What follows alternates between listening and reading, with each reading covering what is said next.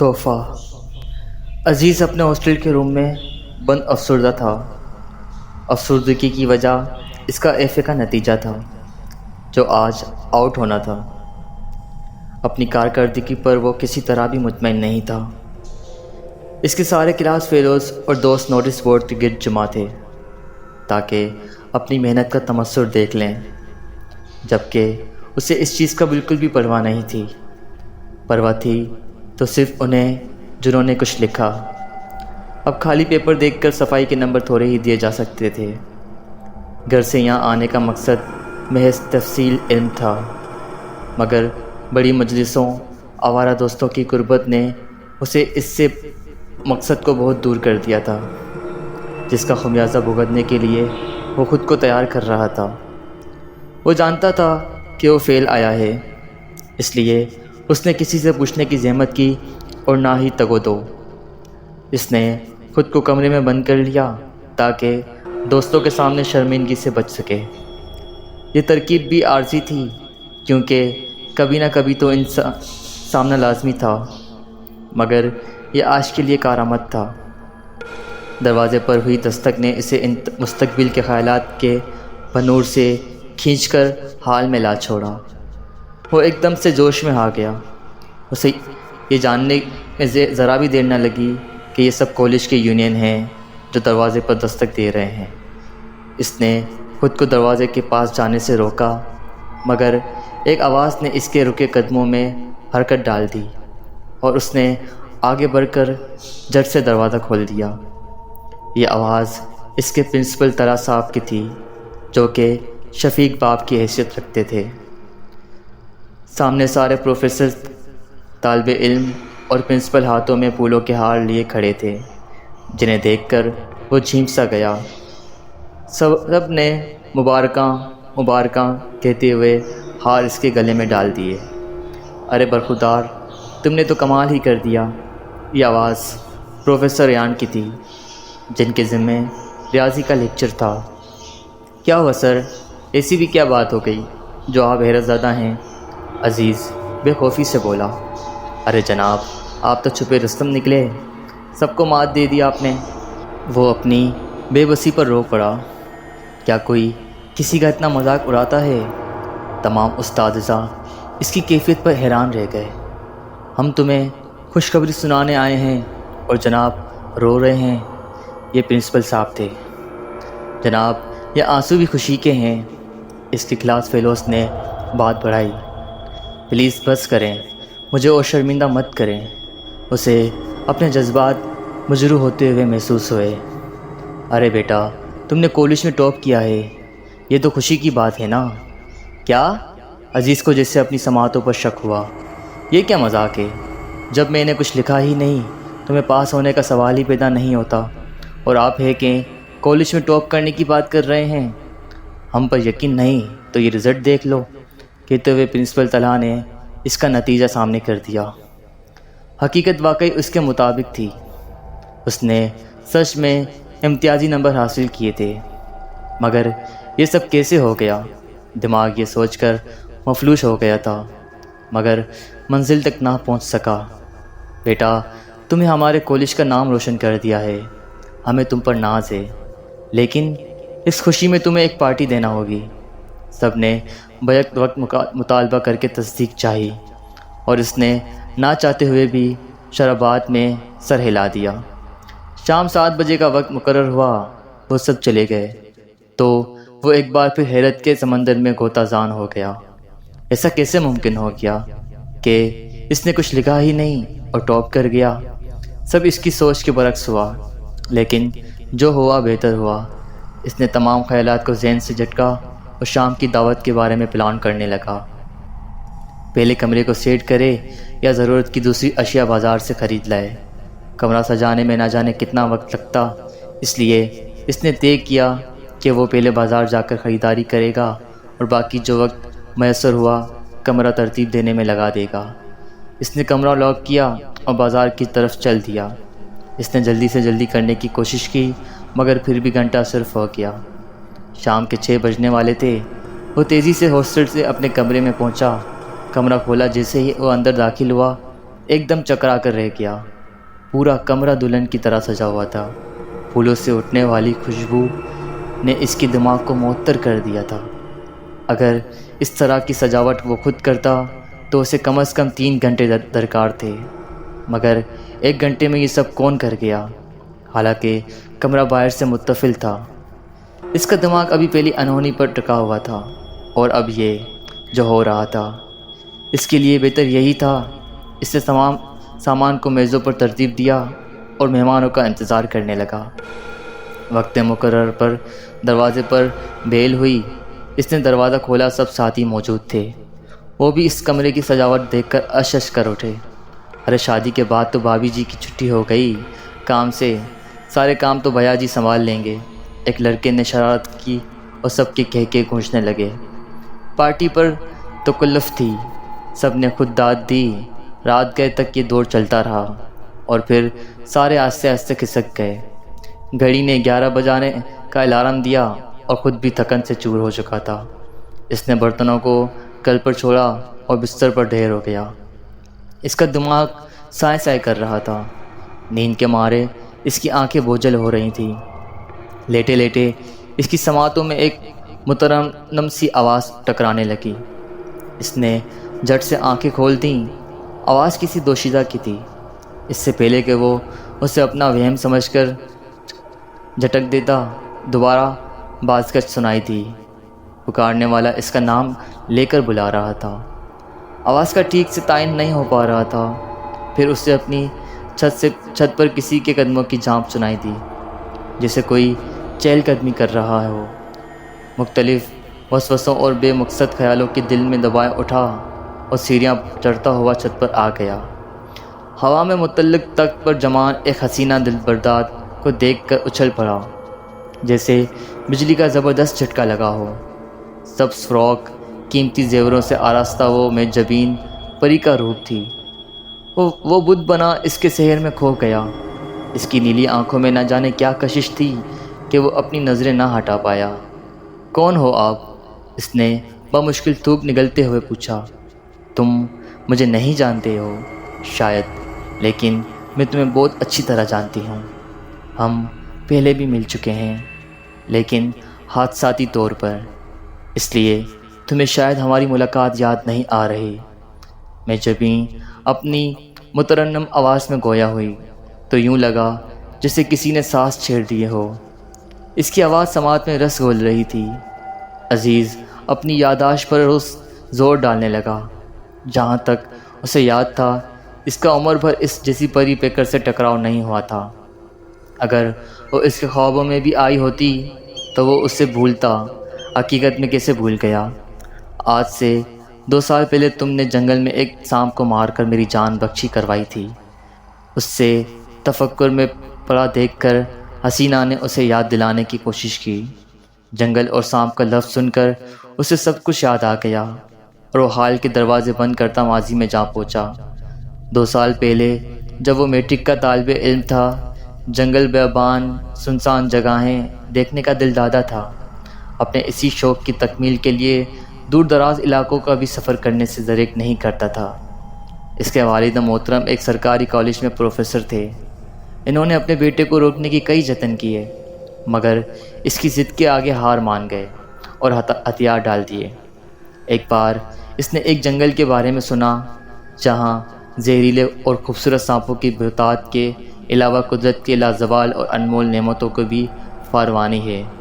اس نے اپنے باپ کے سامنے اس خواہش کو رکھا تاکہ تعمیر اور تکمیل کی اجازت لے سکے، تو وہ بولے، ابھی تمہارے امتحان قریب ہیں، پہلے ان پر توجہ دو، وقت آنے پر اس موضوع پر بھی بات کر لیں گے۔ اس نے دانش مندی کا مظاہرہ کرتے ہوئے اپنے تمام اوقات پڑھائی کو دیے، اس لیے جب امتحان آئے تو اس نے بغیر کسی مشکل کے انہیں حل کیا۔ پھر جب ختم ہوئے تو دل میں دبی خواہش پر عمل پیرا ہوتے ہوئے جنگل کی جانب میسر سفر ہوا۔ اس نے سپیروں سے سن رکھا تھا کہ سانپوں کو جب تک چھیڑا نہ جائے وہ انسانوں کو ایذا نہیں پہنچاتے، مگر جب انہیں یہ محسوس ہونے لگے کہ وہ خطرے سے دوچار ہیں تو حملہ کرنے سے گریز نہیں کرتے، اور کئی بار یہ حملہ انسانوں کو موت کی راہ دکھا دیتا ہے۔ اس لیے حد درجہ احتیاط کی ضرورت ہوتی ہے۔ اس نے اپنے بچاؤ کے لیے چمڑے سے بنے لمبے والے جوتے اور دوسری چیزیں اپنے ہمراہ لے لیں۔ 4 گھنٹے کے مسلسل سفر کے بعد وہ مطلوبہ جنگل کی حدود میں تھا۔ واقعی جنگل قدرت کی نعمتوں سے مالا مال تھا۔ رنگ برنگے کھلے پھول، ابشرائیں، چہتاتے اڑتے پرندے، پھولوں سے لدے درخت، یہ سب محظوظی میں متوازی اضافے کا سبب تھا۔ انہی خوبصورتیوں میں کھویا وہ جنگل میں آگے سے آگے بڑھتا گیا۔ درخت اس قدر گھنے تھے کہ روشنی بمشکل زمین تک پہنچ رہی تھی۔ کئی سانپ اس کے پیروں کے گرد لپٹ جن کو وہ احتیاط کے ساتھ اتار دیتا۔ آخر وہ ایک جگہ حیران ہو کر رہ گیا۔ سامنے کا منظر ہی عجیب سا تھا۔ 2 سانپ آپس میں جگڑ رہے تھے، جن میں ایک سنہرا اور دوسرا سیاہ کالا۔ سنہرا سانپ اسے بہت اچھا لگا۔ پھر اسے ان کی لڑائی کی وجہ مل گئی۔ ایک خوبصورت چمکتا ہیرا جو ایک طرف مٹی میں دفن تھا۔ ان دونوں میں جو بھی اس ہیرے کی طرف بڑھتا، دوسرا اس پر جھپٹ پڑتا۔ وہ سانپوں کے درمیان ہوتی لڑائی پہلی دفعہ دیکھ رہا تھا۔ کالا سانپ سنہرے پر حاوی ہونے لگا اور سنہرا کئی جگہ سے زخمی ہو گیا۔ جب وہ بالکل نڈال ہونے لگا تو عزیز نے ہمدردی دکھاتے ہوئے پاس پڑا درخت کا ایک موٹا ڈنڈا اٹھایا اور کالے سانپ کے سر کو چل دیا۔ سانپ کچھ دیر تڑپتا رہا، پھر ٹھنڈا ہو گیا۔ سنہرا سانپ نے آگے بڑھ کر وہ ہیرا نکل لیا اور پل بھر میں غائب ہو گیا۔ اب نہ کوئی وہاں کالا سانپ تھا، نہ سنہرا اور نہ ہی چمکتا ہیرا۔ عزیز کی چھٹی حس نے آگاہ کیا کہ وہ بہت بڑی غلطی کر چکا ہے۔ اس نے فوراً وہاں سے سر پر ڈول لگائی اور گاڑی پکڑ کر سیدھا گھر آ گیا۔ اس دن کے بعد وہ یہ واقعہ بالکل بھول گیا، لیکن آج اس لڑکی کی یاد دہانی پر وہ پھر سے ابھر کر سامنے آ گیا۔ لیکن اس نے تو ایک سانپ کی مدد کی تھی، مطلب یہ ناگن ہے۔ اس خیال کے آتے ہی وہ کئی قدم پیچھے ہٹ گیا۔ افسرا نے بھی شاید اس کے خیالات کو پڑھ لیا تھا، اس لیے بولی، میں ایک جن زادی ہوں۔ ہمارا تعلق مسلمان قبیلہ جنات سے ہے۔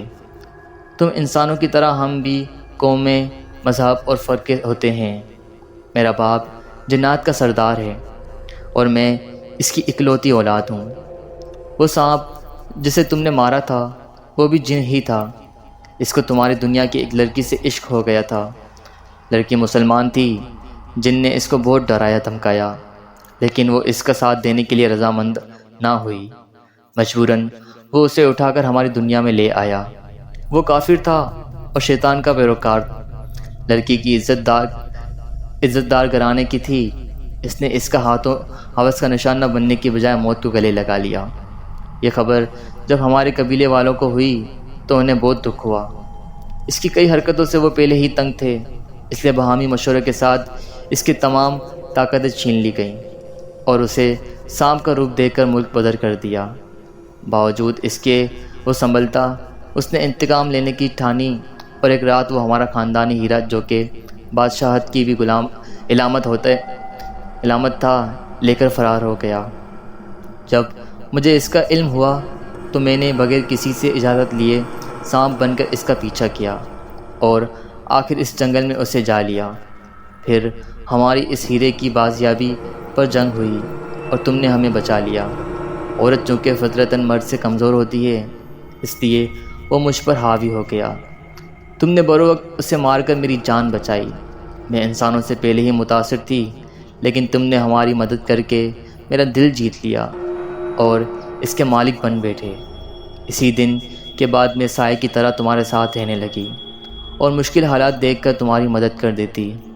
امتحانوں میں پاس کرانے اور تمہارا کمرہ سجانے میں میرا ہی ہاتھ تھا۔ لیکن آپ کا نام کیا ہے؟ میں نے دوسرا سوال کیا تو وہ پری پہ کر مسکراتے ہوئے بولی، مہجبین۔ میرا نام مہجبین ہے۔ وہ واقعی امرات ہی تھی، جادوئی آنکھیں اور ان میں چھپا طلسم۔ مہجبین نے اسے اپنا حال دل کہنا سنایا کہ وہ اسے اپنے دل میں چھپائے بیٹھی ہے۔ یہ بات اس کے لیے واقعی قابل مسرت تھی کہ وہ ایک حسین و جمیل لڑکی اسے اپنی زندگی کا ہم سفر بنانا چاہتی ہے۔ وہ جانتا تھا کہ یہ حسن اسے کہیں اور نہیں ڈھونڈنے سے بھی نہیں ملے گا، اور وہ اس کی محبت کا بھرم رکھتے ہوئے اسے اپنا لائف پارٹنر بنانے کی حامی بھر لیتا، مگر ایک خیال نے اس کی اس ابھرتی سوچ کو چکنا چور کر دیا۔ کیا وہ ایک جن زادی سے شادی کر لے گا۔ اس خیال کے دل میں آتے ہی اس کے چہرے پر موجودہ خوشی یکدم غائب ہو گئی اور وہ افسردگی سے بولا، دیکھو میرجبین، تم ایک نہایت حسین لڑکی ہو اور خوبرو نوجوان کے دل کی دھڑکن ہو۔ اپنے لیے تمہارے اٹھنے والے جذبات کو سمجھ سکتا ہوں۔ مانتا ہوں کہ یہ پیار میں مذہب، ذات اور عمر کوئی نہیں دیکھتا، مگر تم ایک غیر انسانی مخلوق ہو جن کی پیدائش آگ سے ہے۔ تم اور میں اچھی طرح جانتے ہیں کہ ہمارا ملاپ ممکن نہیں، اس لیے میں تمہیں نہیں اپنا سکتا۔ مہرجبیں کو شاید عزیز کی یہ بات سمجھ آ گئی تھی، اس لیے وہ خاموش ہو گئی۔ وہ جان چکی تھی کہ اس کا ایک انسان سے ملاپ کسی طرح بھی ممکن نہیں۔ وہ خاموش تھی، مگر عزیز اس کے چشم شبنم کی طرح گرتے نیاب آنسوں کو دیکھ رہا تھا۔ وہ شاید اس چوٹ کو سہ نہ سکی تھی، مگر پھر نہ جانے اس کے دماغ میں کیا ابھرا اور وہ مسکرانے لگی اور پھر توقف کے بعد بولی، عزیز، پیار پا لینے کا نام نہیں، بلکہ اس کی یاد میں ہر پل تڑپتے رہنے کا نام ہے۔ مجھے اس بات سے خوشی ہوئی کہ تم نے میری محبت کا بھرم رکھا۔ میں اس مجبوری کو سمجھ سکتی ہوں، لیکن مجھے خدائے ذوالجلال کی ذات پر بھروسہ ہے، وہ ہمیں ضرور ملائے گا۔ میں تم سے ملتی رہوں گی۔ اب مجھے چلنا ہوگا، بس تم اپنا خیال رکھنا اور کسی بھی بات کو اپنے دل پر مت لینا۔ پھر وہ بہتے آنسوں کے ساتھ رات کے اندھیرے میں غائب ہو گئی۔ عزیز بھی ٹوٹے دل کے ساتھ واپس اپنے روم میں آ گیا۔ ساری رات اس کی کروٹیں بدلتے گزری۔ اس پری پیکر کا چہرہ تھا کہ آنکھوں سے ہٹ نہیں رہا تھا۔ آج تو جیسے اس کا دل میں بھی بغاوت پہ اتر آیا تھا۔ وہ جتنا اسے بھولنے کی کوشش کرتا، وہ اسے اتنا ہی زیادہ یاد آتی۔ انہی خیالوں اور دل کی لڑائی میں اس پر نیند نے حملہ کر دیا اور وہ دنیا سے بیگانہ ہوتا چلا گیا۔ خوابوں میں بھی ساری رات وہی تھی۔ اگلی صبح جب وہ اٹھا تو ایک خوشگوار صبح اس کے منتظر تھی۔ اس نے ہلکا پھلکا ناشتہ کیا اور کالج کی جانب چل پڑا۔ ہر لڑکا اس کی طرف حیرت سے دیکھتا، اور دیکھتا ہی بھی کیوں نہ، اس نے ان سب کی پڑھائی میں پیچھے جو چھوڑ دیا تھا۔ ہر کوئی ششدر تھا کہ ایک نکھٹو جس کا کام صرف آوارہ گردی تھا کیسے ہی سب کر گیا۔ لیکن اس پردے کے پیچھے کیا حقیقت تھی، اس کا علم صرف اسے تھا۔ اس نے کالج سے 2 دن کی چھٹی لی تاکہ وہ اپنے گھر ہو آئے۔ اس کے ماں باپ 3 سال پہلے اس دارفانی کو چھوڑ کر دائی اجل کو لبیک کہہ گئے تھے۔ اس کے بعد اس کے چچا نے اس کی کفالت کی تھی۔ کچھ سال تک تو اس کی بھرپور نگرانی کی گئی، لیکن آخر کب تک؟ آخر اس کے ساتھ بے رخی بڑھتی جانے لگی۔ اس کی چچی اس پر بہت سختی کرتی تھی۔ وہ اس وقت 15 سال کا تھا۔ اپنے والدین کا پیارا اور ناز و نعیم یاد کر کے اس کی آنکھیں 7 دن کی طرح برسنے لگتی تھیں۔ اس نے میٹرک اچھے نمبروں سے پاس کی۔ پھر اس نے اپنا ارادہ ظاہر کیا کہ وہ شہر میں تعلیم جاری رکھنا چاہتا ہے، لیکن اس کے چچا نے اسے صاف انکار کر دیا کہ وہ اس کی پڑھائی کا خرچہ برداشت نہیں کر سکتا۔ پھر اس نے ایک سرکاری کالج میں جو کہ شہر میں تھا ایڈمیشن لے لیا۔ اس کے چچا اور چچی اسے اچھا نہیں سمجھتے تھے، تو کیا ہوا، وہ تھے تو اس کے اپنے، اس لیے اس نے تمام نفرتوں کو بالائے طاق رکھ کر ان سے ملنے کا فیصلہ کرتے ہوئے درخت پر رکتے سفر باندھ لیا۔ اس کا گھر کالج سے 3 گھنٹے کے مسافت پر تھا۔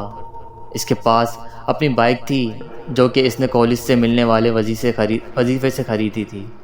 گھر میں اس کا اچھا خیر مقدم نہ کیا گیا۔ 2 دن اس نے جیسے تیسے گزارے، پھر واپس کی تیاری کر لی۔ وہ شام 7 بجے کے قریب گھر سے نکلا۔ اندھیرا فضا میں اپنی جگہ چکر پیدا کرنے کی سعی میں تھا۔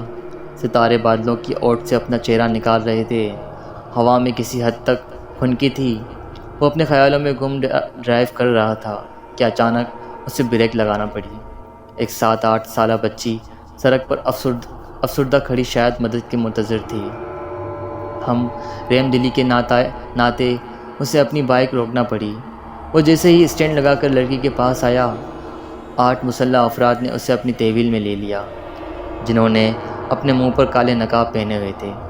اسے یہ سمجھنے میں ذرا بھی دیر نہ لگی کہ یہ سب ڈاکو ہیں اور اب اسے لوٹنے کے در پہ ہیں، اور بچی کا سڑک پر کھڑا ہونا راہگیر مسافر کو روکنے کے لیے ایک ڈھونڈ اور چال ہے جس میں وہ مکمل طور پر پھنس چکا تھا۔ وہ 8 اسلحے سے لیس تھے، جبکہ خود اس کے پاس اپنے دفاع کے لیے ایک چھری تک نہ تھی۔ اتنے میں ایک بھاری بھرکم آدمی گمبھیر آواز میں گویا ہوا، زندگی کی سلامتی چاہتے ہو تو جو کچھ ہے آرام سے دے دو، اگر ذرا بھی مزاحمت کرنے کی کوشش کی تو یہ سب کچھ تو ہم نے ویسے بھی لینا ہے، کہیں جان سے نہ جاؤ۔ عزیز یہ آواز پہچان چکا تھا، یہ اس کے گاؤں کے بندے سلطان کی آواز تھی، جو کہ چودھری علی شیر کا مزارع تھا۔ عزیز نے اس سے کہا کہ تم سلطان ہی ہو نا، میں نے تمہیں پہچان لیا، تم ہماری اصلیت سے واقف ہو چکے ہو، اب تمہیں مرنا ہوگا، اپنے کسی اچھے کام کو یاد کر لو بیٹا۔ اور یہ کہتے ہوئے اس نے بندوق کا رخ عزیز کی طرف کر دیا۔ موت کے خوف سے اس نے اپنی آنکھوں میں بند کر لیں، لیکن ایک دردناک چیخ سن کر اس نے اپنی آنکھیں کھول دیں۔ سامنے کا منظر دیکھ کر وہ حیرت سے 2 قدم پیچھے ہٹ گیا۔ پورا گروہ خون میں لٹ پٹ اوندھے منہ پڑا تھا۔ ان کے آس پاس بھیانک انجام سے وہ خود بھی لرز گیا تھا۔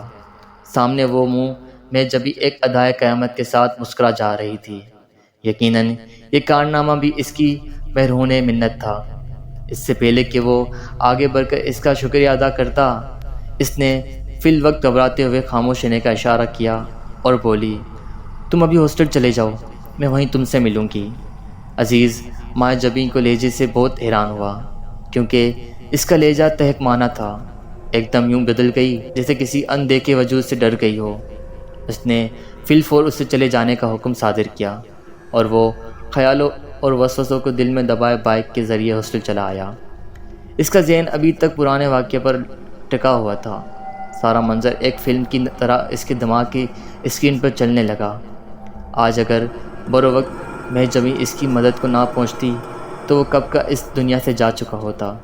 اس نے جان بچا کر واقع اسے خرید لیا۔ دل میں سوئی میں جبیں کے لیے محبت کالا و ایک بار پھر بھڑک اٹھا۔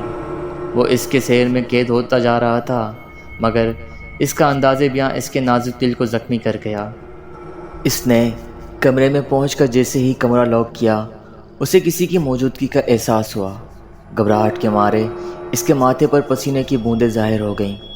اس نے چاروں طرف گردن گھمائی مگر کچھ نہ دکھا، لیکن سانسوں کی گونج اسے واضح سنائی دے رہی تھی، جیسے کوئی بڑا سانپ پھنکار رہا ہو۔